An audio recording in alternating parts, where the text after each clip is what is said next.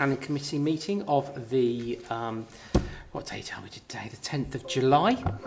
Just some housekeeping to begin with. If there is any fire and the fire bells do go off, just exit the building and we will meet on the corner of Guildhall Road, and we will then decide what we're going to do, whether to come back in or watch the fire.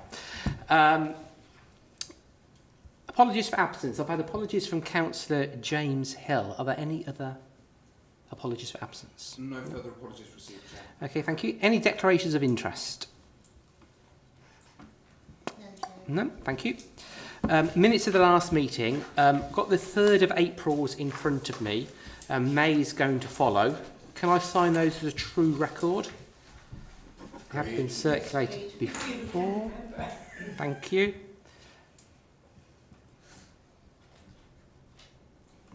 Lovely, thank you very much. Chair's announcements. I don't have any announcements tonight.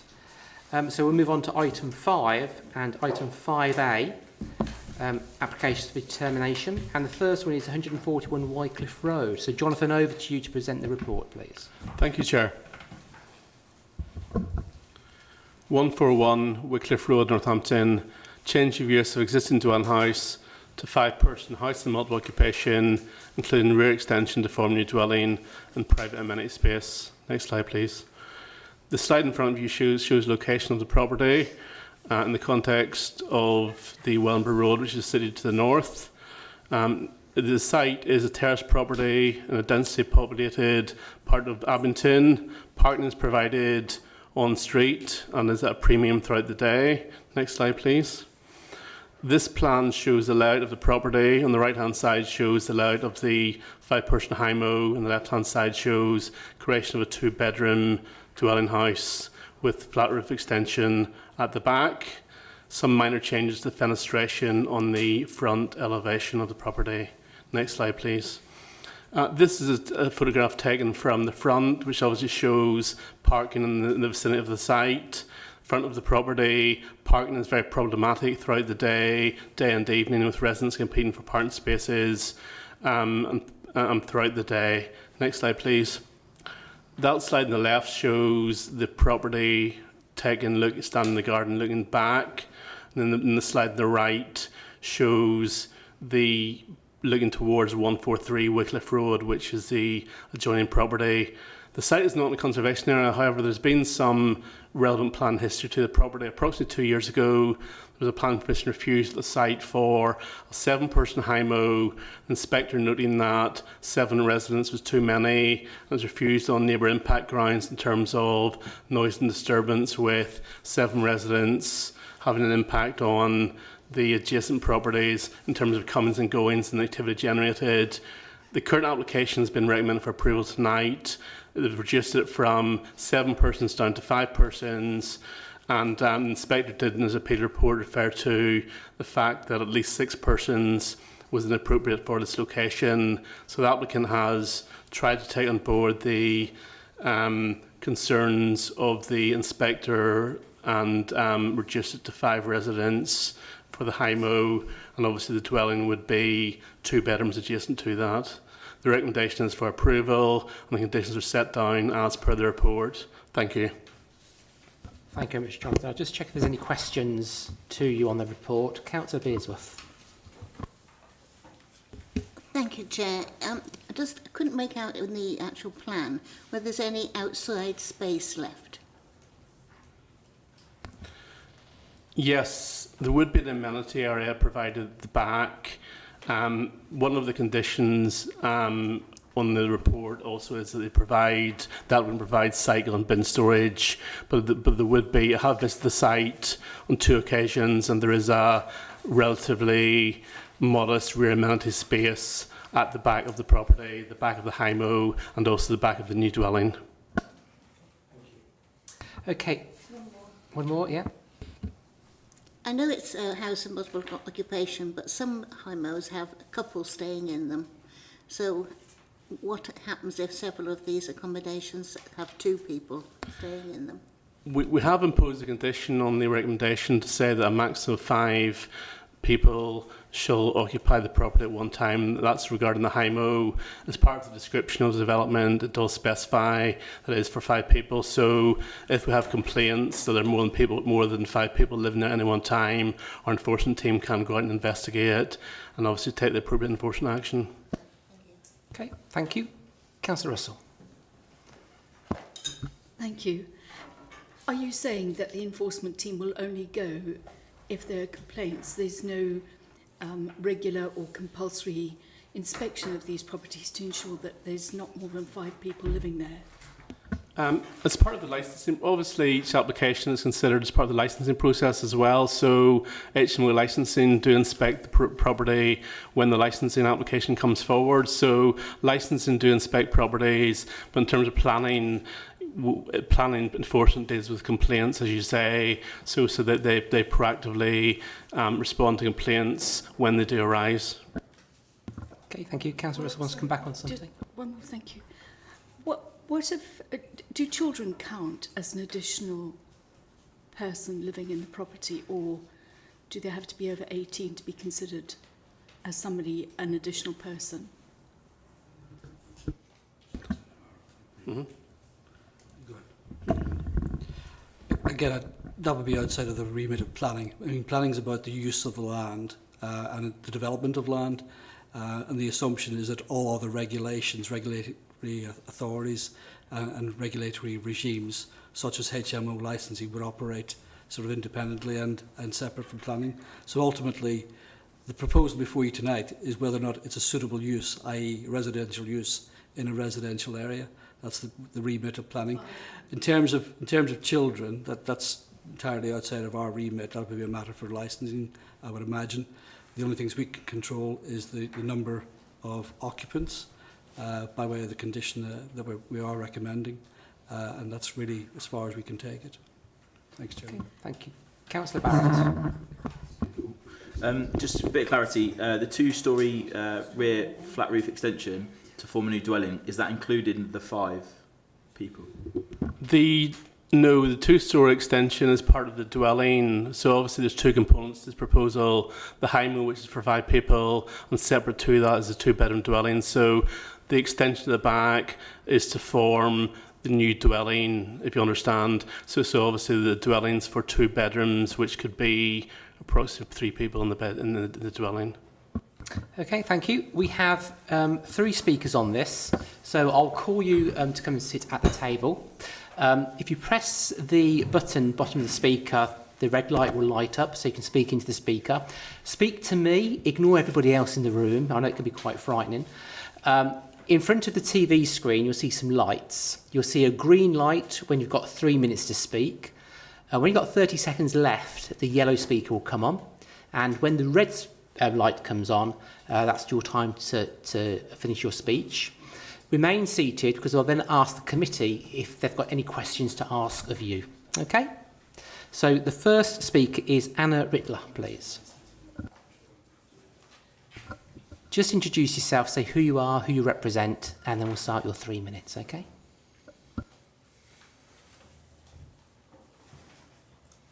Do people normally stand or sit here? Sit down. You can, that's it, whether you If prefer. it's too quiet or not. You can bend it. You can bring it to your mouth. That's it. Perfect. Okay. If it goes off, just press it again, because they Okay. don't have it switching. So I'm Anna Rittler and I live next door to 141. So I'm just representing myself and my family, basically. So. Could you bring the microphone a bit closer, please? Yes. Yeah, that's no problem. Is this better? That's it, yeah. Yeah. Okay. So tell me when to go. Oh. Start when you're ready. So I live next door with my husband and 2 little girls. We're a professional couple. He's an IT manager. I'm a civil servant. We were first-time buyers when we moved in 10 years ago after saving for 7 years to buy our own home. Applications to create a packed HMO at the little terraced-up property next door have spanned approximately 2 years. I know this as I stood here 2 years ago with almost the same set of facts in front of me. On that occasion, see the application turned down. Then what happened? What seems to have been a portion of that application, the building of a flat in the tiny archway, was then passed by planning. and next repeated HMO applications were made to planning in different states. I would like to make it clear this is still such a similar application to that which was rejected and refused on appeal. It still represents a massive overdevelopment of this small house to create an HMO, in which this many families could be piled in. I remember on a refusal, one committee member saying, there is a cellar, what is to stop potential for that being turned into a home too?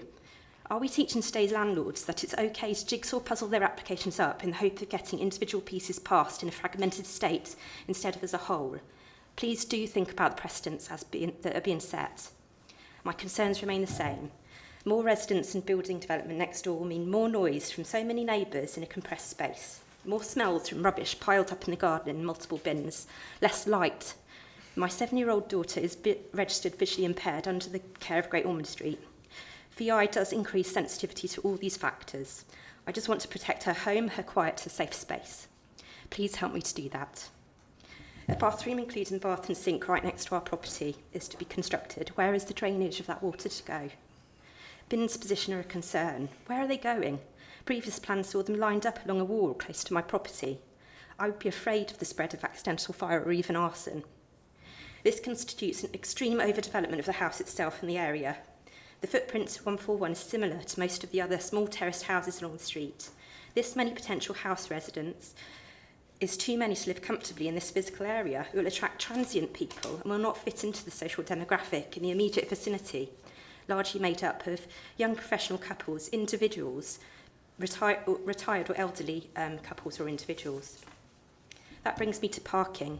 I already often walked down the street, a street or two, loaded with shopping or school bags with 2 small girls in tow, from wherever I've been lucky enough to park. Back to my home, there are 157 houses in the street, 159 places for cars. What if half of those have 2 cars? This brings the tally to the need for well over 200 parking spaces. Factor in further down Wycliffe, there are already multiple HMOs and a grocery shop, which has opened up in the last 2 years, causing cars to stop outside. What happens to those cars? There's a bus stop in Wenningborough Road.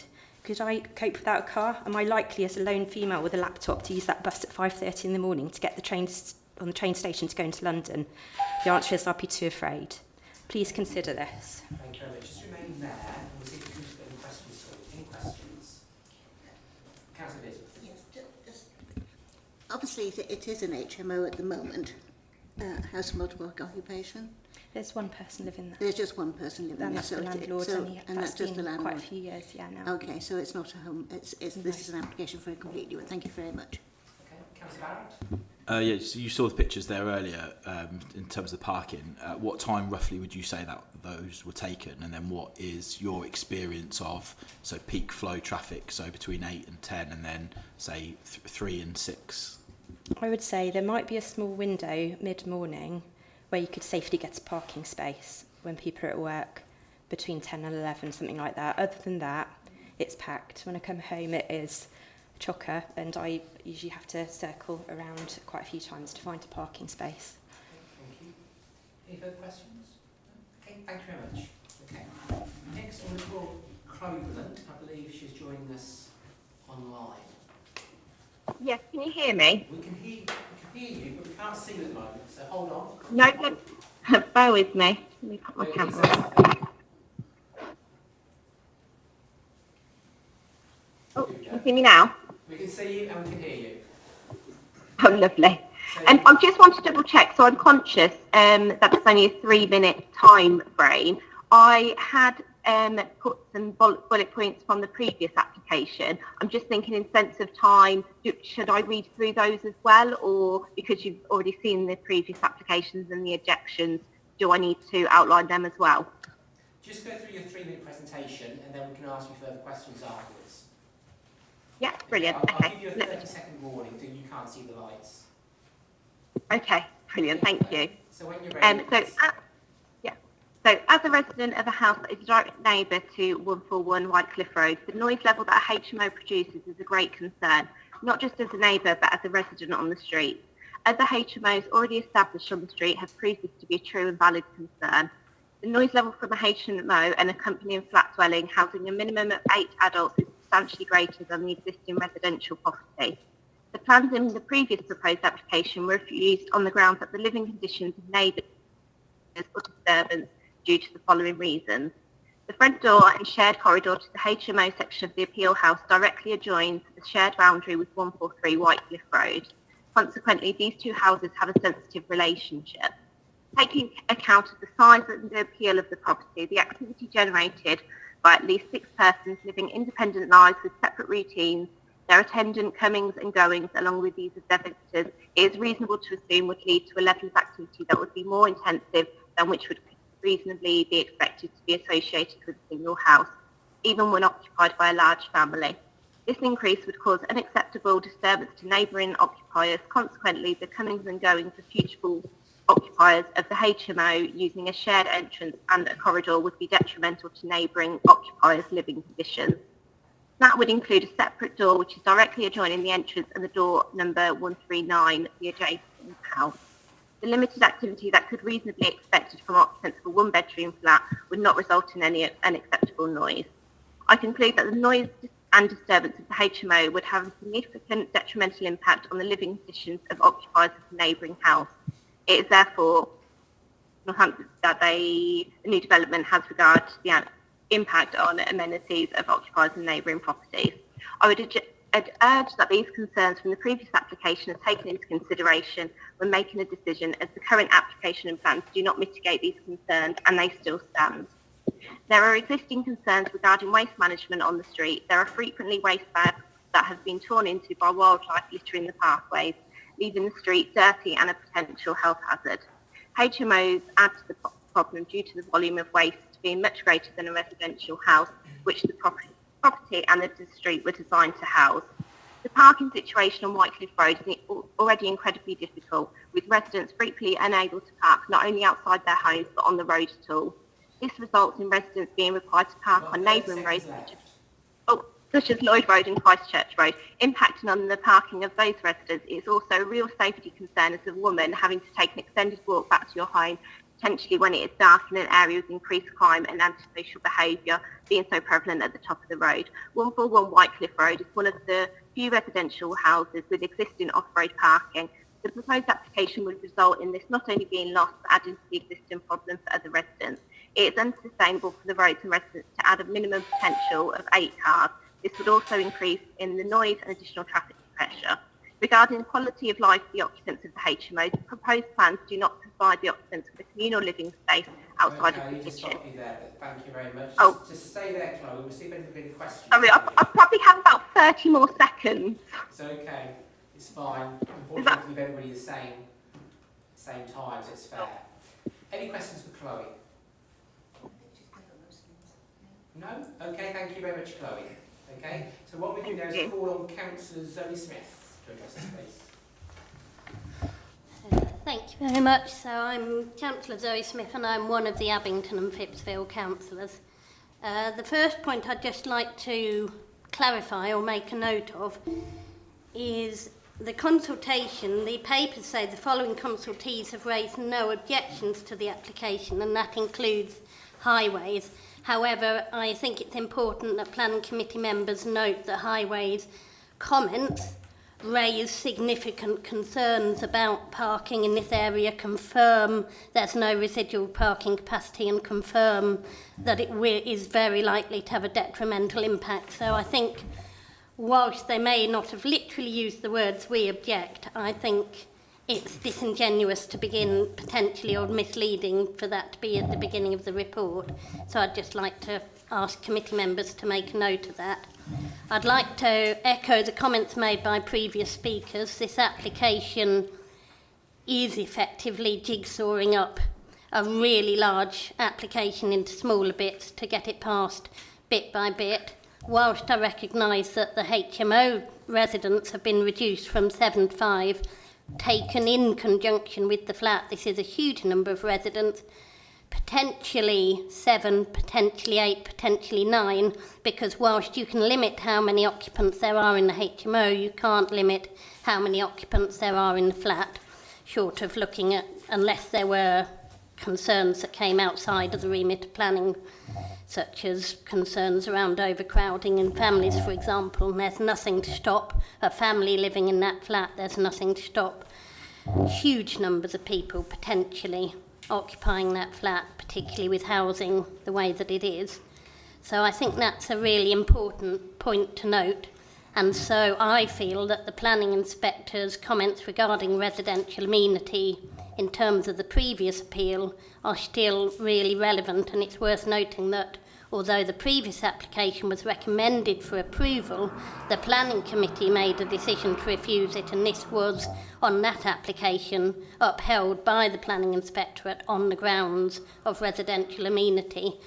And I feel strongly that the comings and goings of that number of people, potentially 9, is still a huge impact on residential amenity and should be seen in that way. And this application is taking into account the HMO and the flat, so it should be seen in that light. Just finally, I completely recognise the history regarding parking and how the planning inspectorate regard it. However, the points made regarding parking are really relevant. We do have the evidence from highways and the comments made from highways that prove that it's a problem, that it has a serious impact, and it's just cumulative constantly in this area and will continue to be. And whilst I appreciate the history, I still think that's got to be on the planning committee's minds when they look at this application. Spot on time. Well timed, Zoe. Well done. Any questions for Councillor Smith? Councillor Russell. Thank you, Zoe, for your presentation. Feasibly, in your opinion, although I don't suppose you've seen the new development, but I imagine looking at the flat, proposed flat, there could be 2 couples, each with a child living in that flat, so that adds an extra 6 people in a very confined space. As ward councillor, have you come across this kind of combination when dealing with people living in spaces, in very small, large numbers of people living in small spaces? I mean, I don't believe, certainly a few weeks ago, the development of the flat hadn't yet taken place. It's still waiting, pending. It's still the garage as shown in the pictures. However, it is, in my view, that's the potential because, as I say, you can speculate, but what you can't do is pose any sort of limit on the number of people occupying the flat. You can only limit the number of people occupying the HMO, and I'm sure that it isn't. Sort of the questions may be raised about it, but an application passed for very small studio flats not long ago has got children living in it within Abington and Phipsville, and these are some of the things that you see. You can't speculate in either direction how many people are going to be in the property. Okay, thank you very much. Any more questions for Councillor Smith? No? Thank you very much, Zoe. Is there anything you want to come back on there, Jonathan? Yes, thank you, Chair. Just a couple of things. In terms of the car parking, I've been to the site 3 separate occasions, different times of the day, mainly weekdays, and I acknowledge that parking is very difficult in the area. I've tried to park there myself and it's problematic. However, notwithstanding that, in terms of planning policy, we have to take the view that it is a sustainable location. It's close to Wellenberg Road, which is a local centre in the development plan. It's within 300 metres of the nearest bus stop. So from a planning point of view, it is a sustainable location. People have the option to use bus stops. They're also providing cycle parking as part of the development, which is to be agreed by condition. In terms of site history, going on to the other point you've raised, yes, the applicant has made strides to reduce the scheme from 7 to 5 people. The inspector in his report clearly mentioned the concern over the HMO, and he didn't have a concern over the flat, although albeit in this case the flat has been increased the number of bedrooms from 1 bedroom to 2 bedroom. The fact of the matter was the concern was with the house and multi-occupation rather than the flat, and the relationship with the adjoining properties, which has now been reduced from 7 to 5 bedrooms. Okay, thank you. Okay, all the hands have gone up there. So we'll start with Harry and then we'll come round. Thank you. Yeah, I appreciate everything you've said, Mr. Moore, there. However, I'm drawn back to the highways discussion there and around like a smokes and mirrors type, having the history there, previously 7, now 5, but then with the additional 2 in the flat. That is a very crowded area. That's a very dangerous road in terms of parking. People often leave their cars on the road overnight. I've experienced that myself. My concern is we can't cap the number in that flat, you know, via the HIMO process. So my real concern is smokes and mirrors coming round to get the original plan passed in stages. And for me, what concerns me is particularly the highway comment there in terms of safe and suitable parking. I appreciate what you're saying in terms of the 300-metre radius. I do appreciate that. However, from a local perspective, we've got to be really consistent here with, you know, residents' points of view and residents' voice, because they live there. You know, that street and that parking is a real overriding concern for me, and I'd like to hear the views of the committee as well on that, because from what I've seen there, from those pictures and the voices I'm hearing in here, we're talking potentially 7 upwards new parking spaces. No, it's a debate. I'm sorry, I just started the debate, so. No, we're on the questions at the moment. Sorry, that was the debate. Any other questions? Jonathan, Councillor Beardworth. Thank you, Chair. I was just wondering if the flat, I mean, the flat is the main worry, I think, at the moment, because we don't know how many people are going to live in there. A flat can have 2 people, it could have 4 people, it can have 6 people with children. And when we look at overcrowding in properties, you know, that we have to rehome by the council, it is a worry for me that there's no way we can restrict the numbers of that flat to let people know that they aren't being overused, especially with families these days. So, you know, I do have worries about this one, considerable worries, as well as the traffic and the very fact these are terraced family homes, you know. Is there a question, Councillor? Yeah, I just want to know whether how much influence does planning have to check up on how many people are actually living in these properties? As we said before, we can restrict the HIMO to the number of occupiers, and we can try and enforce that. I think the problem with the dwelling is, it's as we've kind of alluded to before, it's kind of more difficult to kind of restrict. They've applied for, the plans show a 2-bedroom dwelling.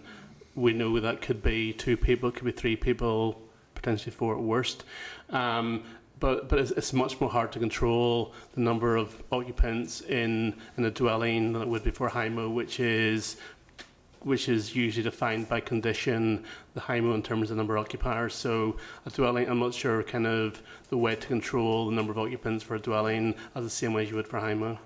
Thank you. Councillor Evans, you've got a question? Yes, it's a Thank you. question. Could I ask you to clarify that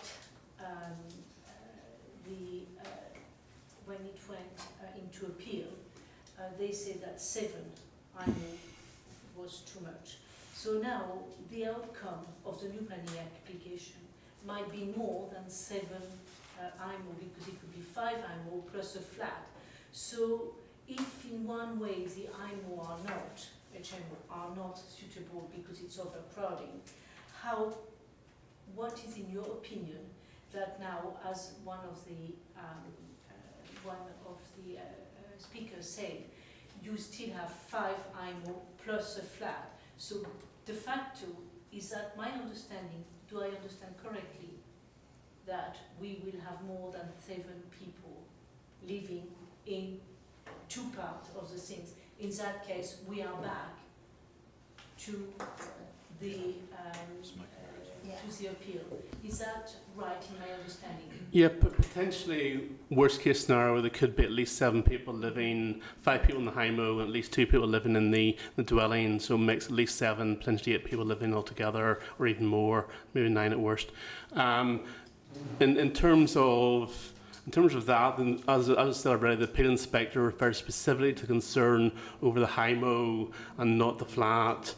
Just reading from the appeal inspector's report, relating to the HIMO, taking account of the size of the appeal property, the activity generated by at least 6 persons living independent lives with separate routines, their tenant comings and goings along with those of the visitors, is reasonable to assume that would lead to a level of activity that would be more intensive than that of expected of a family dwelling house. So he is referring specifically to the HIMO and not the new dwelling. So, sorry, we just clarify. Be absolutely clear about this. the application that the inspector had before him on appeal was for a 7-bed HIMO and a 1-bed dwelling. Yeah. Is that correct? That's correct, yes. Yeah. And now we've moved to a 5-bed HMO and a 2-bed dwelling. So we're all absolutely crystal clear, aren't we? Yeah. That's the point you would. Yeah. Okay, Councillor Frost. Hi, good evening. Thank you.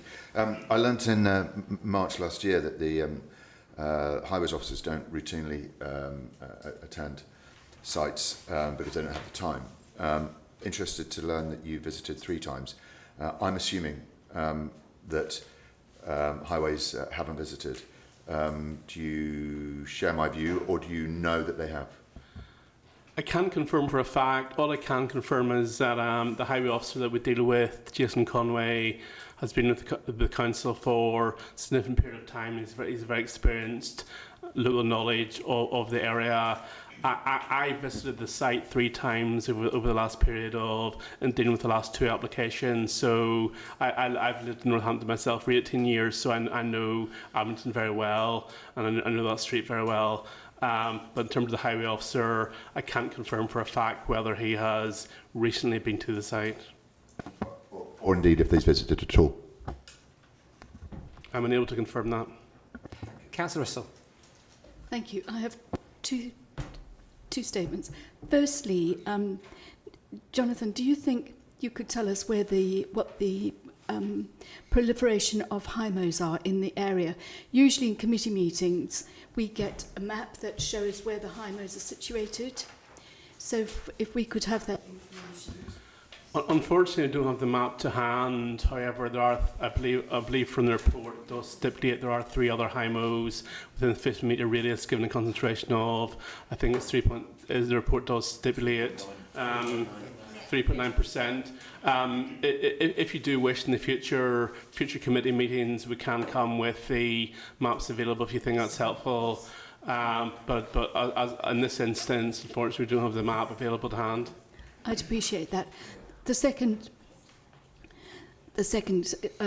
issue I'd like to deal with, I don't think I'm mistaken here, but there's on this road, diagonally opposite this building, this house, is a takeaway fish and chip shop. Absolutely opposite is a mosque. So at times, the traffic congestion in this area is horrendous. And on top of that, there's also families walking with their children, crossing the road without due care and attention a lot of the times. And for me, this is becoming a public safety issue, having more cars than the area can comfortably cope with. And I'm beyond shocked that this is allowed to go ahead, especially with there must be 20 cars parked in the mosque on a Friday and at other times, and people up and down with the fish and chip shop. Again, we are talking about an urban area where you have lots of uses and lots of activities going on. As a committee, you've got to concentrate on this particular application, assess it against the planning policies and the guidance on HMOs. We as officers have concluded that it is in compliance with the guidance. Members are entitled to take a different view, that's fine. But ultimately, it's this application that you've got to consider and assess whether or not they have addressed or overcome the previous reasons given for dismissing it on appeal. Thank you. One final question from Councillor Flavel, and then we'll open it up to comments. Thank you. Yes, just one question, Jonathan. I wonder, please, if you could make it clear to me. I think you did say earlier, but I need to have it clearer.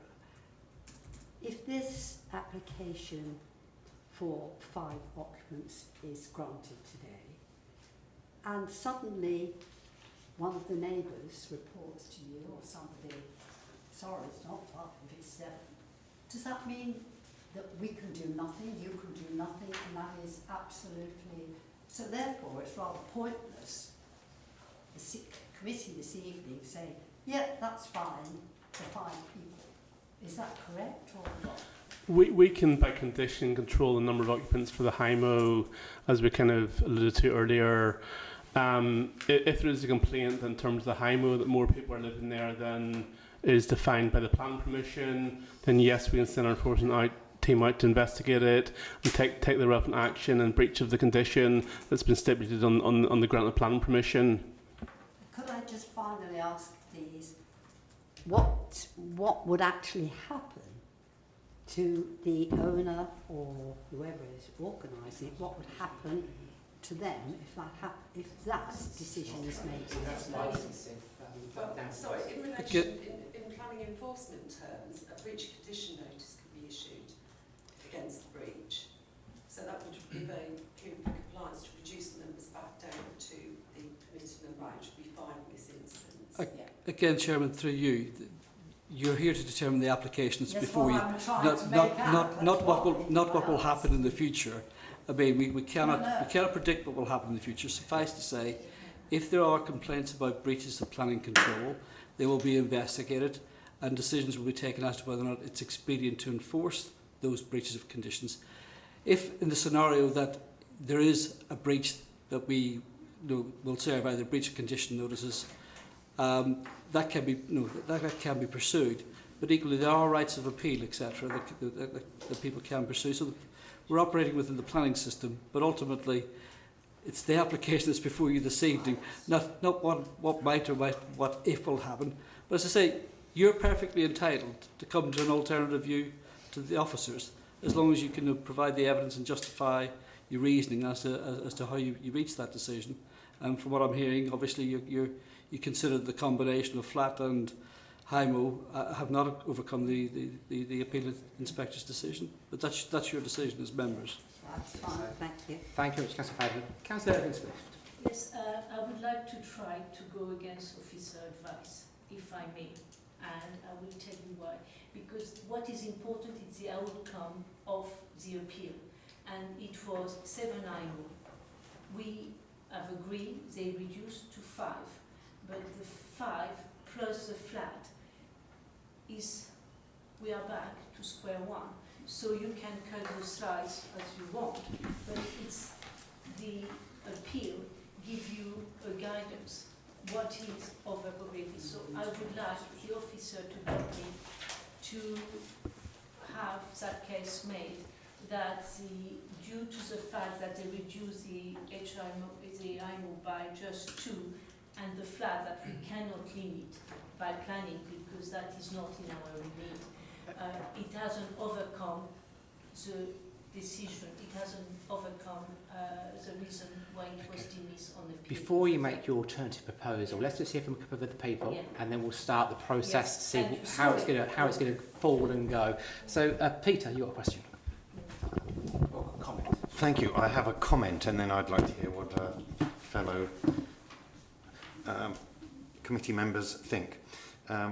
It appears to me that the inspector, when looking at this case last time, was of a view that 7 in the HIMO plus potentially 1 or 2 more in the flat, totaling 9 maximum, was too many for the amenity of all of the neighbours, and commented therefore that 7 in the HIMO was too many.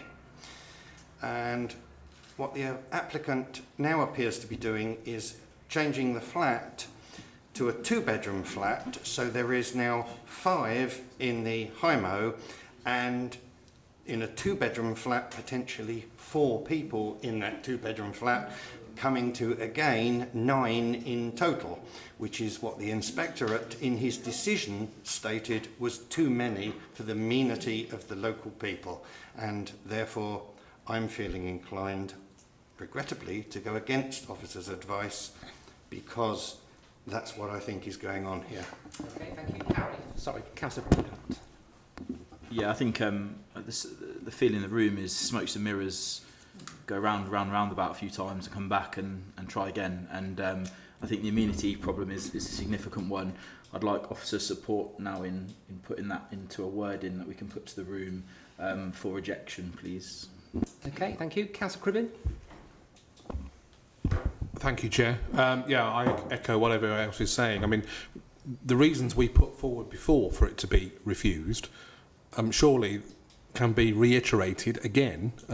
So we don't necessarily need any further assistance from the officers to do that. I mean, we can just put forward what was put forward before, I would say, unless I'm wrong. But no, I have serious concerns about this. It's just a way of fudging it all and getting the same figure coming out at the other end. Okay then, so let's play this out then. So the officer's recommendation is for approval. Do I have somebody who wants to recommend the officer's recommendation? Propose officer's recommendation. If I propose, do I get a seconder? No. Okay, so that falls. So do we have an alternative proposal? Councillor Irving-Swift. So, unfortunately, it's a difficult thing for the officers because the HMOs, it's reduced to 5. So we agree, and we cannot limit the number of people who live in the house. Now, what I do not understand is how those two planning applications come together. One is for a flat, one is for HMO. So can we, how, and I try to understand, we should have IMO first and flat, and after we might have said it's another development of the site because we have an IMO next to it. Is that, try to help me. It's one yes. application. You can't separate it out in any way. Yeah, again, through No, you, but Chair. it's an application, but it's not of the same nature. There's two elements to Yes. one application. It's So, one planning so unit. can we have as a thing? Again, Eamon, over to you. through you, Chairman. Decision is entirely yours, but it's one application that comprises two elements. One is now a 2-bed flat, and the other is a 5-bed high-low. The appeal decision was a 1-bed flat and a 7-person high-low. If members have decided that the reasons as stated by the inspector have not been addressed in terms of the amenity issues by this current application, then you're entitled to take that view. Again, I'm not here to put words in your mouth. You're more than capable of doing that as experienced planning committee members. And Councillor Matten quite eloquently has quoted from the appeal inspector's decision letter. So I'm sure you can get your heads together and put a reason that addresses your concerns about amenity. So can I try to say, in view of the previous application and the appeal, the applicant hasn't addressed the issue of the number of residents in the two-part HMO and flat. It hasn't addressed the issue. Again, it's you as members. You're entitled to consider this application as a whole, is one whole. You can't split it up. Let's hear from Councillor Beersworth. I think we should turn down this application on the same grounds that we turned it down last time. That it's going for 7 rather than 5, and I think probably the very fact that it is a small terraced house, and it's the amenity and the parking. Whether you want to take the parking into consideration, but I think it's important that that isn't part of it. I think it's just overdevelopment of a house. 7 people in a 2-bedroom, 3-bedroom house is too small. It's too small for it, and that's what I agree. And I think it ought to go. If he wants to go to appeal, please let that know. So you're saying we reject this on the amenities? I'll second that. On parking? Yeah, amenities primarily. And overdevelopment? Overdevelopment. Okay, and Harry's going to I'll second that, yeah. So all those in favour of that? Can we just say that parking wasn't part of it, was it? Because that has been a potential problem. Amenities. Yes. Amenities and overdevelopment. Amenities. Yeah, that's well. Okay, so all those in... amenity of the occupiers of the HMO and the adjacent residents. Yes. Yes. Local area residents. Yeah, the local area. Local residents, the occupiers of both the flat and the high low. Lots of amenity. Yeah. And public. Do we vote on that, Chair? Just wait for the trees to get all down. As soon as we vote, we'll rush off. And the use of the proposed use of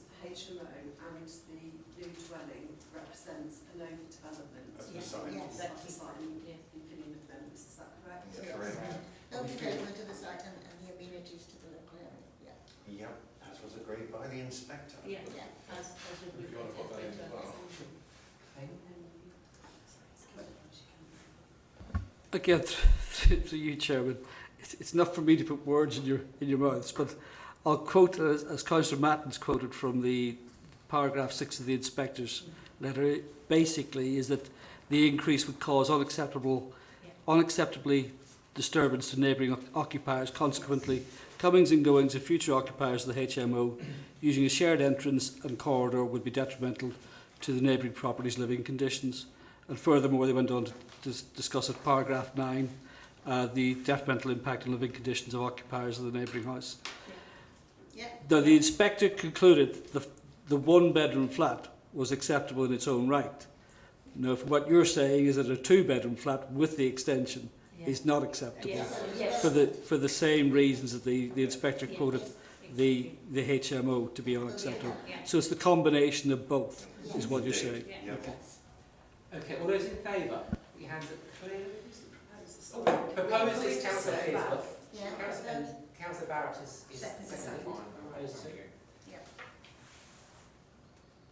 All those in favour? That's 9 in favour. So that is refused. So that's refused. Okay. So we'll move on to item 5B, which is 78 Derby Road. So, Eamon, this is yours, I believe, to present. Thanks, Chairman. Unfortunately, the case officer can't be with us this evening, but this is an application for a single-storey rear extension to a an existing five-bedroom, five-person HIMO, to form a six-bedroom, six-person HIMO. Again, I won't rehearse all the previous discussions, but this is a sort of high-density residential area in which the application site sits. Parking, on-street parking, is at a premium. You'll see from the report that these matters have been considered, together with the impact on residential amenity by reason of the increase in one additional occupant, plus the proposed extension. So, again, looking at the drawings, it's proposed there is an existing single-storey lean-to to the rear, and it's proposed to extend out to create an additional bedroom with internal connections back into the main dwelling, which is already used as an existing HIMO. You'll see from the report again that we have sought reductions in the size of the extension to reduce its impact on the amenity of the neighbouring properties.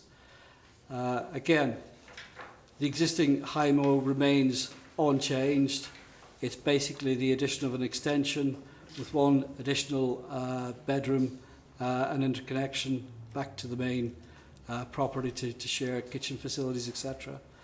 Having assessed it against the SPD on that the Council has adopted in respect of HMOs, we conclude the proposal is acceptable, and accordingly are recommending the application be approved, Chairman. Thank you. Thank you very much, Eamon. Any questions to Eamon on this application? Councillor Bearsworth? I'm looking, does this, I mean, you showed me the whole site, but is there any outside space? Oh, there is outside space. I've seen the photograph now, it's come up. Okay, and that will not change? Again, through you, Chairman, there will be an extension projecting out here by 5 metres, but the remaining amenity area will still be available to the property and to the existing HIMO. 5 metres is, what, 23 feet, 26 feet? Yeah. Oops, there's not much left, is there, once you actually put that on? Again, sufficient to serve both the HIMO and the additional bedroom. Councillor Cribbin, you got a question? Yes, thanks. I was just wanting to ask one question about, in terms of overall floor space, compared to the one we've just had. Is this place bigger or smaller than the one we've just had? I haven't drawn a comparison between the two applications. Suffice to say, Chairman. Suffice to say, Yeah, suffice to say, through you, Chairman, it meets all the standards in terms of space standards for a high-low. Yeah. That's right. I'm trying to get in my head a comparison as to, from a amenity space point of view. Again, as you can as big as or small. As you can see from the existing plan and aerial photograph, these are traditional terrace properties with very, very long, narrow gardens. And so even with a 5-metre extension, there is sufficient amenity space still remaining to serve both the dwelling and the existing HIMO. Councillor Irving-Swift. Yes, could we go back to the extension because you reduce the ridge and we see a little someone in the extension in the bedroom. The sections. Can you see? There. Is that as a norm? Because we have no idea of how much that little body here is. So if she's 5, like me, 5'6", it's fine. But if you are 6'2", you are.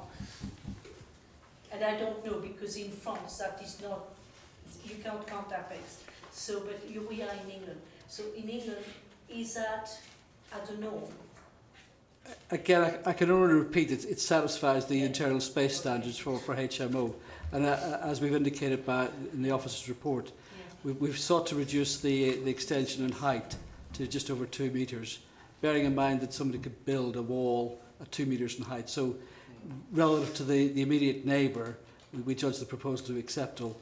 The overall ridge height is just over 3 metres, so leaving sufficient space within the room to satisfy and provide adequate amenity space. Thank you. Councillor Frost. Thank you. Yeah, it's the same as last time. And thank you. I'm assuming the highways officers haven't had a chance to pop over, unless you're going to tell me definitively that they have. I cannot confirm or deny whether the highway officer has visited the site.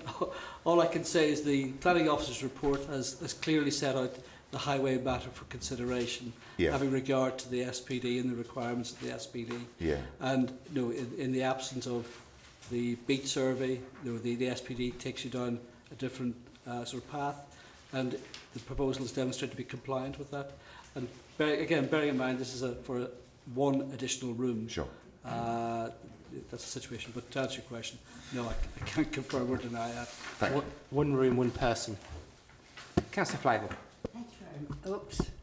Is it on? Okay. Yeah, thank you. I just wondered whether Jonathan or somebody could tell me what is the window at the back that this poor person, if there's a fire, is supposed to escape out of, according to 7.5 and the comments from the private sector house. Again, it's this bedroom window which is straight out onto the.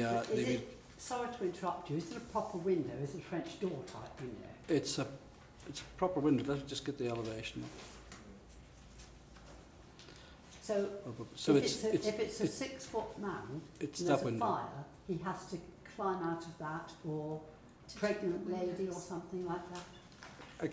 Again, through you, Chairman, I mean, my understanding of building regulations is they would be looking at this to ensure that there's an adequate means of escape. And that's a matter, as indicated earlier, that sits out with the planning regime.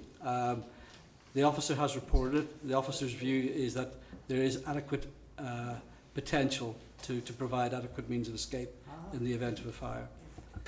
Thank you. We've seen worse, Penny, haven't we? We've seen worse. Councillor Russell. Again, could you tell me about the proximity of other HIMOs in this area, please? Again, through you, Chairman, the report does clearly set out the densities having regard to the SPD. Paragraph 7.3. Continued use of the application property would therefore equate to a 3.7% concentration, so well within the 10% quoted in the SPD. It would be very helpful to see how close they are in proximity to this particular application. Again, through you, Chairman, I've heard the message loud and clear in respect to future applications. Thank you. And also, could we go back to the plans to see how many showers and bathrooms and toilets are available for 5 unrelated people? Again, Chairman, I need to reiterate and re-emphasise this application is for 1 additional bedroom. The existing 5-bedroom HIMO has permission and is operating, but in respect of this particular application, the room will be served by an ensuite facility. But for the record, just to respond to the member's question, the floor plans indicated sort of shower facilities that serve the existing bedrooms throughout. And again, that's not a matter before this committee. The matter before this committee is the additional single bedroom. 1 bedroom added for 1 person. Okay, Councillor Purser, you want to come and address the committee, please? As you've got 3 minutes, and then just remain seated, and we'll see if there's any questions for you. Thank you. Thank you, Chair. I'm Bob Purser. I'm another Abington and Phipsville councillor. Derby Road is off Stimpson Avenue and backs onto Abington Avenue. The houses are small Victorian family houses. It's a street with an ongoing litter and waste problem, which despite almost continuous attention of local councillors, we've struggled to resolve. They currently still rely on old-fashioned boxes, and that has not been sorted out yet. It's a street with too many cars trying to find too few spaces to park. Residents, as we've heard earlier, drive round and round to find a parking space. We are seeing within Abington and Phipsville a number of existing HIMOs applying for an additional place from between 1 and 10 additional residents. In this particular property, some of the bedrooms have ensuite facilities, but others need to go through the kitchen to reach the shower. The resident of bedroom 6, which is the new bedroom, will always have to go through the galley kitchen to get to the front door. As it is, bedrooms 1, 2 and 4 need to go through the kitchen to reach the shower and the toilet. It's a small kitchen, too small for 6 residents. It might be adequate for 5 residents, but for 6, it's going to be a nightmare, people cooking food. Bin storage is in the cellar. It's neither adequate nor appropriate for a house with 6 residents. Waste removal in these places is a real issue, and it's a real problem in this ward. This application will add to that problem. It's a good example of a house which is being overdeveloped and in breach of Principle 2 of the HIMO policy, which is that houses appropriate for the size of house and its amenities. Okay, thank you, Councillor Purser. Any questions to Councillor Purser? Well, it's got 3 there. Bolden? Anything back on Aidan? Yeah, just to address the point on refuse storage, again, at paragraph 7.7, we entirely agree with Councillor that refuse storage in the basement is unacceptable. Conditions would be imposed to secure refuse storage in respect of the HIMO and the application before us. In terms of public health, etc., if matters do arise that cause problems with public health, again, there are other regulations, other regimes that those would be pursued, not through the planning regime. Okay, questions to Eamon. So I'll emphasise the word questions. Any questions? No. Okay, Peter, go on. Thank you. It's about the waste. Planning officers think it's inappropriate for the waste to be in the cellar. Where are they going to put them, please?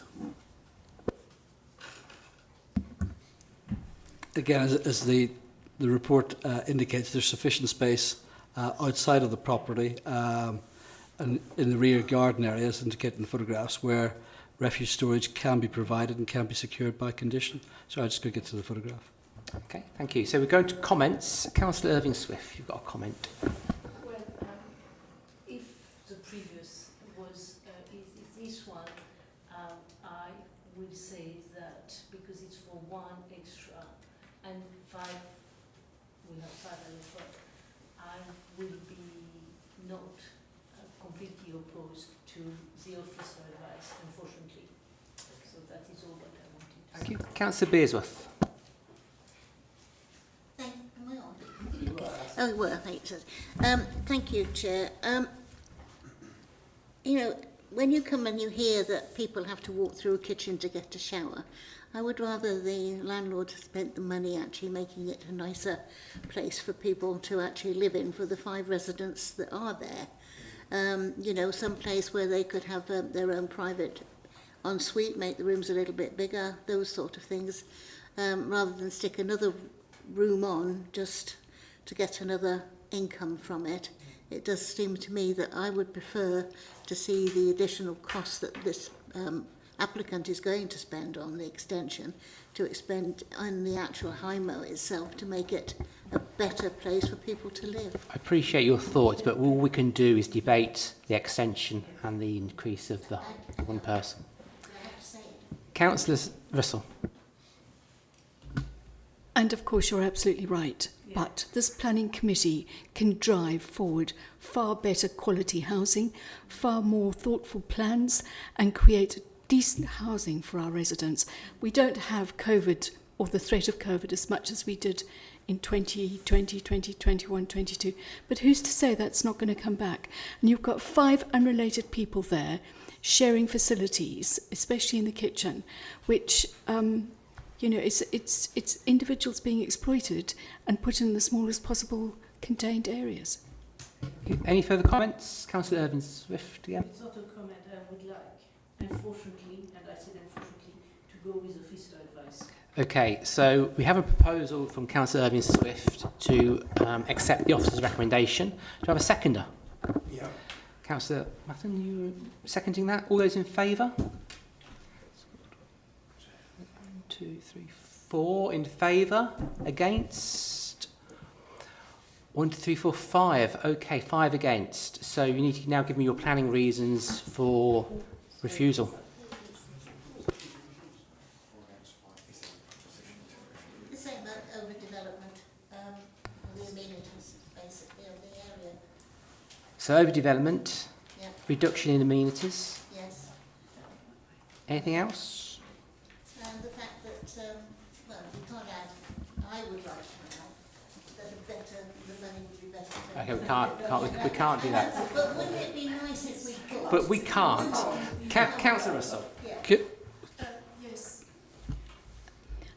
This house has the same footprint as my home and the same kind of garden. And there were people who lived, when they lived next door to us, couldn't be bothered to drag their rubbish through the whole house, dripping and leaving rubbish through the house. So it just backed up in the garden until eventually they left. And there was something like 25 bags in the back garden because they just were inadequate people and couldn't get it out on the pavement. And this is happening more and more, I'm sure, in different homes around the town.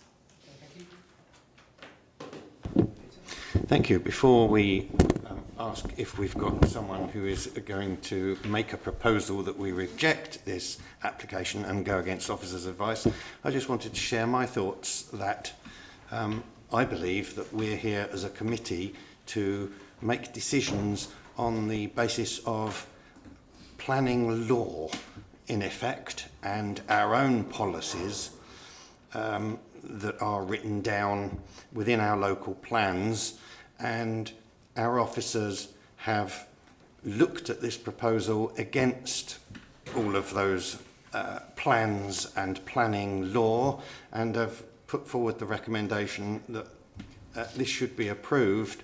And I've not yet heard anyone say anything that I think the inspectorate would agree with in terms of going against officers' advice. And I just thought I'd like to share that.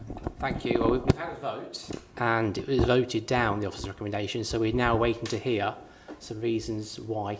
Harry, were you going to say something?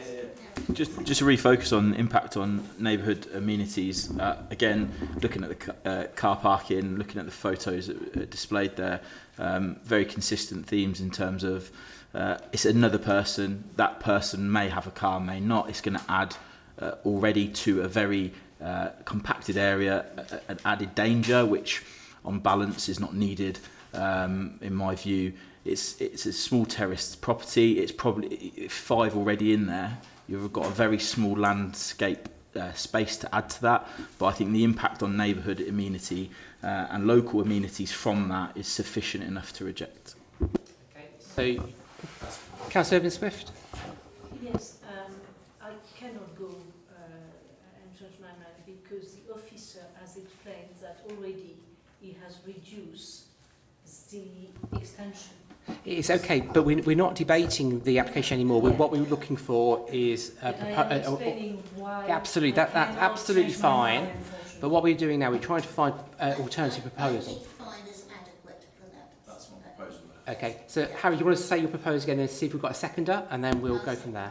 Yeah, so the proposal is 2 parts. So it's on impact on neighbourhood amenities. By that it's a congested street. Again, there's an added to nature. There might be a car, there may not be. And then it's the local amenity aspect as well. There's a lot more people, potentially an added one to that street, which requires another service, and I think the impact on neighbourhood amenity and then the local amenity is sufficient. So that's my... And do you have a seconder? Councillor Bearsworth. Okay, have you got that, Teresa?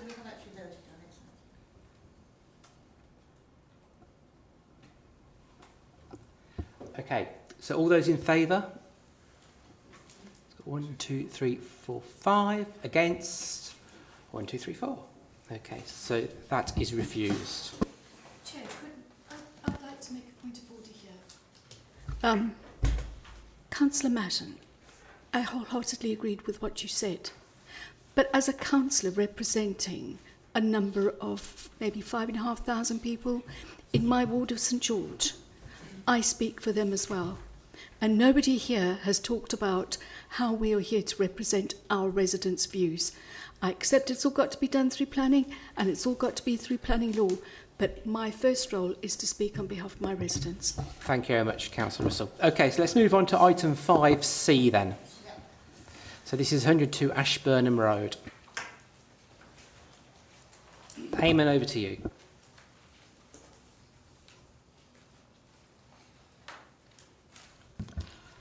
Thanks, Chairman. Again, might surprise you to learn this is an application for a change of use of the dwelling from C3 to a 6-person HMO at 102 Ashburnham Road. Again, the application site sits in a predominantly residential area, is an end terrace property, and the proposal is to undertake some minor alterations externally to include a window to the side elevation and internal alterations to create the HIMO.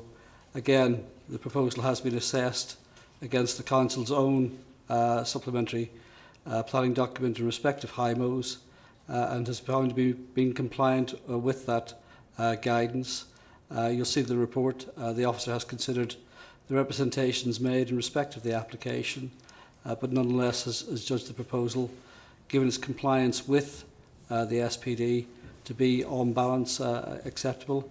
And in terms of the physical alterations externally, as I say, it's this additional window that is proposed on the ground floor to provide adequate amenity to the internal arrangement. And with that, Chairman, nothing further to add to the report. Okay. I should draw members' attention to the addendum in which comments have been further raised. They don't raise anything additional to those already set out in the report in terms of traffic, waste and impact on neighbouring amenity. Thank you, Chairman. Okay, thank you, Amy. Any questions? Councillor Irving-Swift. Yes, on your plan, there is no communal space, is that right? You have a kitchen, but I don't see any communal room. Again, Chairman, it's these two areas indicated in orange as the communal areas, and then off those are served a bedroom with ensuite, bedroom with ensuite, bedroom with ensuite. On the first floor, bedroom with ensuite, communal kitchen area, bedroom with ensuite, and bedroom with ensuite. And in the communal area, access down to the ground floor and exit from the property. Okay, thank you. Councillor Frost. Yeah, for the third time running, highways haven't been, have they? Again, through you, Chairman, I'm not the case officer in this, but I can neither confirm nor deny the visit by the local highway authority, but their comments are set out clearly in the report, and the issue of highways matters is firmly and clearly set out in terms of the planning officer's consideration of that particular issue. Thank you. Thank you. Councillor Barrett. Yeah, just a quick one on, if you go back to the pictures, I'm just trying to picture it. Is the yellow lines literally like a 90-degree angle round the side of the property?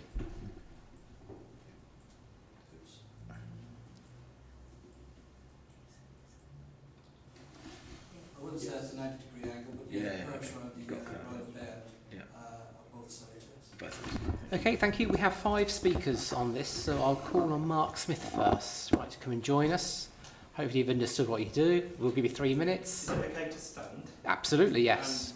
Is my introduction part of the time? Just say who you are, who you represent, and then it will start. Use the microphone because people... Thank you.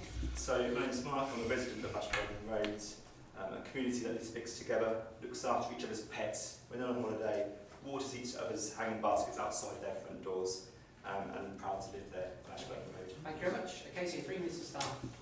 Concerns being raised include highways, safety and parking, environmental impact and social relations.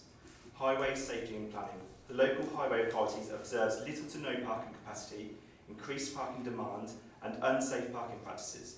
These observations are aligned with the concerns of the residents. The potential increase in additional vehicles would further impact Ashburton Road residents and the neighbouring roads. This community is home to families with young children, elderly and disabled residents. I myself have experienced regular dark evenings having to park several roads away with a baby and toddler due to the inability to park safely. Although an annoyance, this is not comparable to the physical and emotional impact on elderly or disabled residents that are unable to park near their homes. Vehicles are often parked in service roads, blocking access or parked on double yellow lines. Parking is exacerbated by patrons attending Park Avenue Methodist Church and on cricket match days, regardless of the temporary car park provided at Abington Park. More seriously, unsafe parking practices have the potential to be an issue for emergency services or parents dropping off and collecting children at the nursery at the bottom of Ashburton Road. Photos have been submitted to the planning officer, evidencing the severity and impact of parking. The planning statement states it is anticipated that most people these days have vehicles.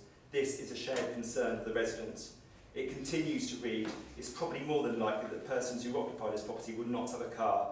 This appears to be at odds with the Northampton Council commissioned HMO study by Loughborough University, and I quote, taking account of the fact that the high demands for HMOs in Northampton is not solely tied to student populations, there is no evidence that HMO occupiers are less likely to own cars. Environmental impact, noise. This overdevelopment provides potential for 6 unrelated individuals with different schedules and lifestyles that could contribute to disturbances at all hours. Proposed floor plans include an upstairs communal kitchen located next to bedroom 5 and 6, a downstairs communal kitchen adjacent to bedroom 2 and 3. Plans submitted for both communal kitchens include seating, cooking facilities and washing machines. Would either of you appreciate sleeping in a bedroom next to a communal kitchen with a washing machine operating on a fast spin cycle, impacting your quality of life, interrupting sleep, work or study? Waste. The increased number of residents is likely to generate more waste. Photos have been submitted to the planning officer highlighting recycling and waste overspilling onto the path outside the property, restricting thoroughfare and exceeding the imposed 2-bag limit. Social relations. Stable, long-term residents are crucial for fostering a sense of community within the property and local area. It is recognised that HMOs are an important sector of the local housing market. We get that. However, for the benefit of the tenants and existing community, I implore that you take into consideration the objections raised by the residents and the points I've spoken of regarding highway safety, parking, environmental issues and social relationships. And I welcome someone to ask me about the photos that I've sent as a question, please. Thank you very much. Okay. Any questions? Yeah, I'll ask about the... I'm curious about these photos. Yeah, so I submitted, so on the website it explains that no photos are to be circulated in a committee. Totally get that, time is precious. It doesn't say when it needs to be submitted by, it says prior to the committee. It had the job title, no name, the job title of the person, and I can't recall, but it was something along the lines of Director of Regeneration Environment, who I've been told is actually on leave.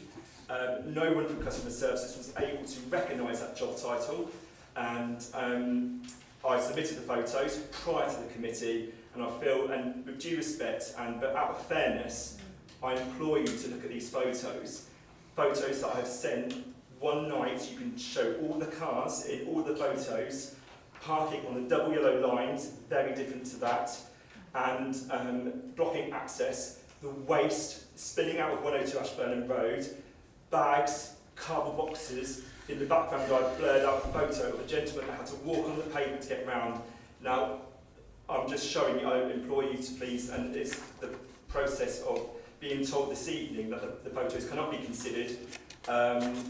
I feel it's actually kind of very unfair when actually I've followed the guidance of the website.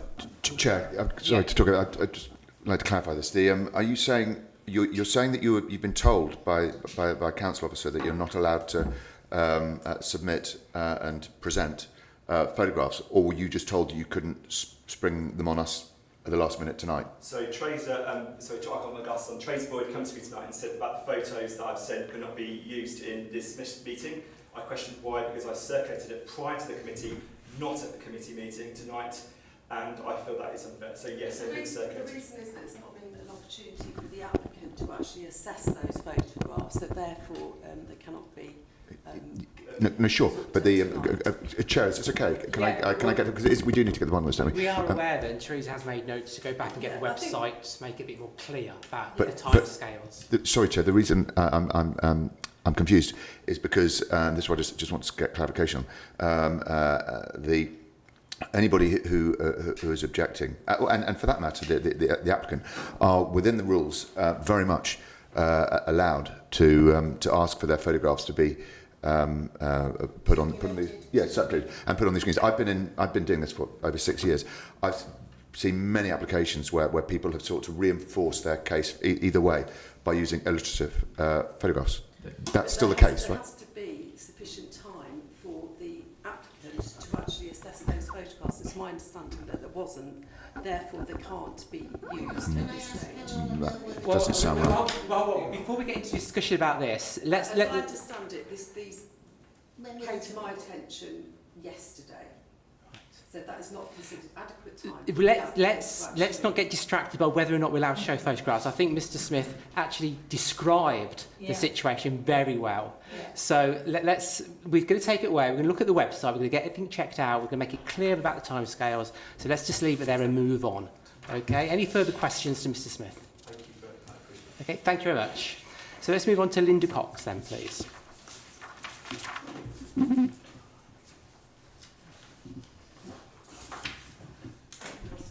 Sure. This is the first meeting people have stood up. I'm sitting down today, so... Okay, thank you. You have 3 minutes then. Thank you. Good evening. But do you want to turn the microphone on still, please? That's it, so we can hear you. Can you hear me? We can. Good evening. My name's Linda Cox and I live in Ashburnham Road in very close proximity. In fact, I live right across the road from 102. I just want to make one quick statement. I recognise that affordable housing is desperately needed nationally and locally. The deficit in affordable housing has caused a direct rise in HMOs. But I'll make 3 points in regard to this application. The first are the additional issues with car parking that this proposal will bring. The road is significantly over capacity in regard to parking, and in your consultation with Highways has raised concerns that this will exacerbate further the parking over capacity issue. Parking is a material planning consideration. We're adjacent to the county cricket ground, so not only have to contend with overcapacity in regard to resident parking, but also significant additional spikes in parking when there are events on at the county ground. This is virtually every weekend now. Residents spend a huge amount of time trying to find a car parking space, which you've heard many times tonight, often during the winter when it's dark and there are young families and older people in our road. It also has a knock-on effect to the neighbouring residential streets as well, so it's really literally kicking the can down the road. I realise the property is within 400 metres of a bus stop and local amenities, and therefore planning regulation has been met in regard to additional cars. However, this is not reflective of reality, where in all probability the street will have an increase of at least 6 cars. Bus routes do not always provide access to where people work or socialise. Local amenities do not always provide access to the services people need, and car use is essential. I would respectfully request that a beat survey is undertaken prior to a decision being made on this application. Indeed, the application refers, if a beat survey was undertaken, it would indicate that there's overcapacity. Secondly, I understand from the application that provision will be made for additional waste storage in the garage, and that this is a planning condition that must be met. But how will this be monitored and managed? We have a huge issue with litter and waste management in this road, and I refer to the previous gentleman that was speaking on this, where individuals have to walk round bags of rubbish because residents simply cannot be bothered to either take their bins in or will not put them in the garage as per this planning application. And finally, and this is really the most important point I wish to make, I would conclude by informing members and officers that a young family was moved into the property just 2 weeks ago and were completely unaware that this property was subject to a change of use through the planning process. I had to go and tell them. They have 2 young children. If this application is approved, they will have very little time to find alternative accommodation. I suspect Section 21, no fault eviction, will be raised. And where will this family go? Thank you. Okay, just remain there, please. Linda, we'll see if there's any questions for you. You might get away. No? Harry? Could you just describe parking between 7:30, 9, middle of the day, and then between 3:30 and 7 for me? I work at home, so I can tell you there is a window probably between 10 and 12, and that's it. And if you move your car, we have a garage at the end of our property. We have a drop curb. We have to put cones in front of our garage to stop people parking in front of our garage continually, and therefore we cannot get our car out. I don't want to waste police officers' time by continually calling them. All my neighbours now do that. If they have a drop curb, put a cone out. So what I would say to you, probably between 10 and 12, when people have either gone to work, school run, then come back, is a window of opportunity. Just for one more. Yeah, sure. The bend in the road there, the yellow lines, Yeah. how often are they parked on currently in your experience? Well, I have to say, parking officers are on it around there.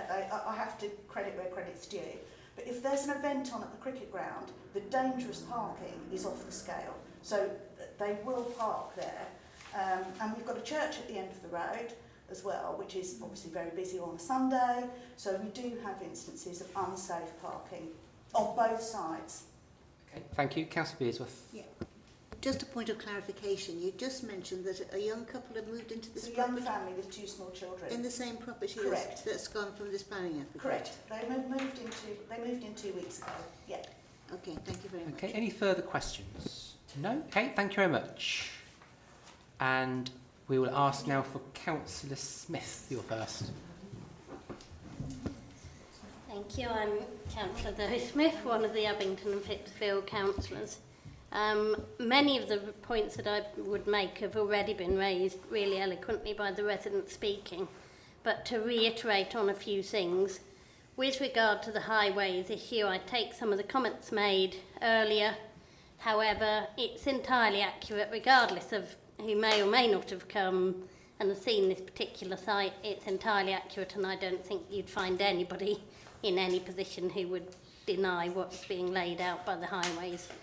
And I think the points regarding the county cricket ground are particularly significant. This is a real part of the town's offering, and it's part of something that the council would promote and we'd want to promote. And so not allowing for the impact of that and wanting to ignore the additional impact that has, in addition to any overarching and really generalised view of areas, urban areas that the planning inspectorate might have. We, Abington and Phipsfield, are particularly interesting because we contain an awful lot of the town's cultural offering. The nighttime economy reflects and is often more successful in terms of generating economy and impacting on the economy than parts of the town centre where things are done there, and in terms of businesses and events like the county cricket ground. And I think that's something we should be looking to make a case about, particularly in a street like Ashburnham Road that is so close to something like the county cricket ground, which is so promoted. And my other main point, in terms of, and I would remind the committee, as reflected earlier, parking is a material planning consideration. What's reflected in documents and the recommendations is the weighting that the planning inspectorate have historically given that, and I feel we've got a responsibility to show a different weighting. And finally, in terms of the residential amenity, the documents make reference to saying there's no evidence that the 6-person HMO would create more difficulty in terms of residential than a family dwelling. But the simple fact is that 6 unrelated people, completely unpredictable in their lives, their way of life, whether they're going to play music really loudly, and each one, you only have to have one person out of 6 who maybe lives their life in a way that's challenging to impact. And finally, we've seen earlier the planning inspectorate have historically said 6 people coming and going is too much and has too big an impact on neighbours next door to an otherwise residential property. And I think that's something that should be considered by planning committee members this evening. Okay, thank you, Councillor Smith. Any questions to Councillor Smith? No? Okay, thank you very much. Councillor Purser.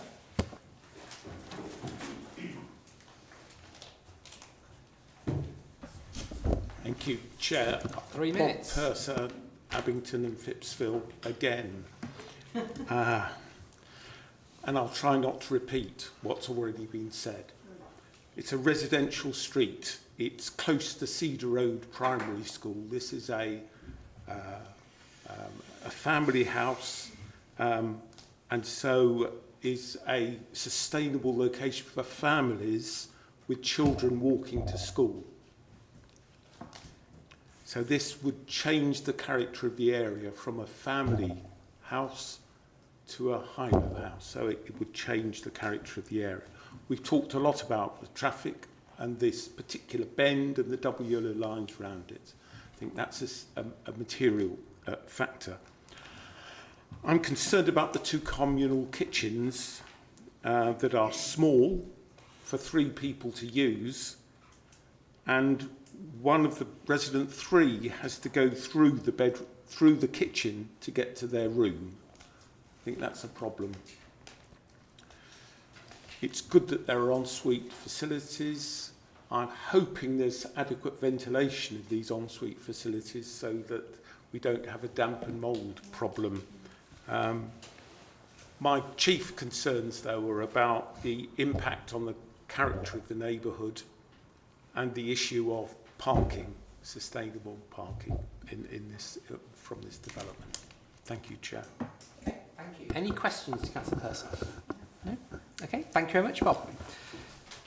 Mr. Dooley, would you like to come and join us? And you're going to speak in favour. So again, you've got 3 minutes. Introduce who you are, who you represent. Thank you. Okay, is this on, is it? It's good if you can hear me anyway, I think. Okay, I'm Pat Dooley. There's people on the internet. Oh, sorry. I'm Pat Dooley. I'm speaking for this application. I've listened to everything going on tonight, so it's quite interesting to hear the views of everybody. This particular client of mine has a number of properties in Northampton that he lets both as HMOs as well as family dwellings. Each one he chooses for a particular reason. In this instance, there's a lot of comments about parking. First of all, it's interesting that these are all made about what's going on at the moment, and it's not even a HMO yet. So it shows, therefore, that why are we suggesting that people who live in a HMO are going to break the law, park on double yellow lines? Why are we suggesting that people in a HMO are going to put rubbish everywhere? We're being a bit derogative towards people who are going to live here. My client does interview... You can't ask questions yet, Sam. And just put it so indicating. Oh, right, yeah, okay. So my client does interview all of his occupants individually, and it's professional persons he lets put his rooms to. So with the parking at cricket grounds, unfortunately, that's the scenario now. We're talking about something that's a problem at the moment. When we refer back to earlier when you were saying you could have 2 people in a bedroom, so if we apply that to this property here, you could quite easily have 6 people, being mum and dad, 2 children with their boyfriend, girlfriend living with them, all of which could own a car. That's more than likely because people who live with their mum and dad have no choice. People who live in a HMO have the choice. They'll go to this property, see what the park is like. If they don't want to live there, they won't live there for that reason. So I don't think that's necessarily applicable. We have provided cycle parking and bin storage in the garage, so they can put their bike in the garage, and in this instance, it's going to be more than likely that the residents are going to use the rear door rather than the front door, because put the bike in the garage and walk in the back door. So we haven't got the same situation as Wycliffe Road, etc. And this is a large end of terrace property. It's not in the middle of a row of houses here. It's a lot bigger than the other houses that were shown earlier. You'll also see that, as quite rightly was noted by the councillor there a moment ago, was that we've got all en-suite facilities. In other houses my client has, he's actually now taken that on board because there is a need, there's a higher requirement for people to have their own en-suite facilities, and he's changing the layouts of his own properties, similar to what you mentioned, to provide a better layout with en-suite rooms rather than at the loss of a room at some instances. But that's part of a refurbishment programme he's carried out. But with this, these rooms are all over 10 square metres. The 2 kitchens are in excess. The smallest kitchen is as big as what's required. So we've got excessive sizes. The bedroom at the back does not have to go through the kitchen to get into it. It goes along a corridor. And if you imagine you have this converted to 2 flats. Okay, stop there, Pat. I see there's any questions. Councillor Beers, did you got a question? Yes, just a couple. You mentioned that the HMO isn't there at the moment, but it is actually... Councillor Purser, I think it was at 8 o'clock, so can you put your way till 8? Sorry, Councillor Beers, carry on. Sorry, I just want to know this forward. No, anyway, I just wanted to know, basically, at the moment, you've got a young family in the property. Yes. So you're going to evict them. Can I just interrupt there? Because whoever lives there, regardless of whether it's family, it's nothing to do with the planning application that's in front of us. I know, but, so please remember that. They're not going to be incorporated. That's what I'm going to ask. A planning application is valid for 3 years. Yeah, right, so it has to be implemented within 3 years. So my client can have a year lease for them. I don't think it's applicable, but he can have a year lease with this family, not 2 weeks. No. So that I don't think that's really applicable. No, I just meant what I was carrying on to say. Oh, sorry, yeah. You're not going to actually incorporate this family into the HMO. No, You're not by, no. By giving them some. I have concerns about the upstairs kitchen because I know with dishwashers and washing machines how noisy they can be. I mean, will there be sufficient silencing, prevention of noise travelling through to the other houses to stop the noise disturbing people in We have actually thought a lot about this layout, and we put the upstairs kitchen there because we felt that there was more room in this property because it's not been extended in any way, and we felt that having an area where all 6 residents don't have to be in one kitchen, so they've got the option of 2 being there, for they've all got access onto the garden and everything. So, and there's a corridor separating the first floor kitchen from the neighbour. So there's already a break for any noise transmission. Okay. So I don't see that being a problem. That won't be a problem, you don't think? No, definitely won't be a problem. It's no different than a flat being a first floor. Yeah. Councillor Russell. Good evening, Mr. Good evening. We meet again. We do. I'd like to congratulate you on an attempted improvement and increased standard in the way that these refurbishments are happening. Pass that on to you. Thank you very much. However, what we were saying earlier on about the rubbish on the pavements, the extra parking, the overcapacity of parking, what we were saying is that another 6 people is only going to add to that problem. Nobody is saying the tenants or the residents in your HIMO will create that problem. The problem is already there, and with another 6 people moving in there, and it could be 8 or 10 if they've got their partners with them, then of course there's going to be additional additional waste and rubbish and park? I don't think the issue of waste was referring directly at this property. They're projecting that it be a problem, that it will cause a problem. This has got facilities in a garage that will have secure cycle parking and bin storage. So there is no reason for any rubbish to be on the pavement. And there will only be 6 people because it'll be conditioned. Yeah, Councillor Russell, another question? We've talked before about this. Will there be somebody there, a contact, that a resident or a neighbour can phone and say, look, that house is having a huge party, there's 15 cars parked in the road that shouldn't be there, and the high-most thumping and jumping. What are you going to do about it? My client does manage all of his properties himself direct. So he will be, he normally would pass on his details to the adjoining neighbour. In this instance, there's only the one adjoining neighbour because it's an end terrace.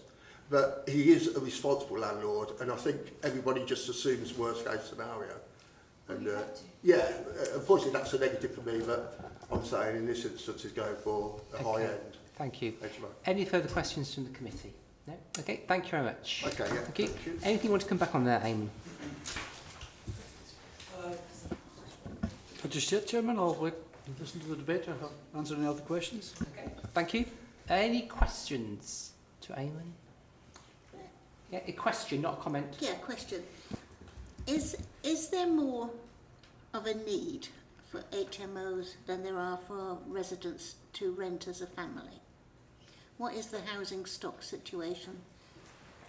Sorry, Councillor, that's not... Honest answer is, I don't know, but it's not before this committee. This is the application that we have, and as I've repeated before, you're here to deal with the application and assess it against development plan policy and other material considerations.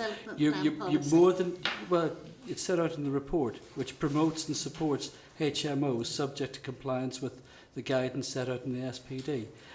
But you're more than entitled to come to give weight to other considerations and come to your view. As long as you can justify that, that's for you members. Okay, thank you. Councillor Flack.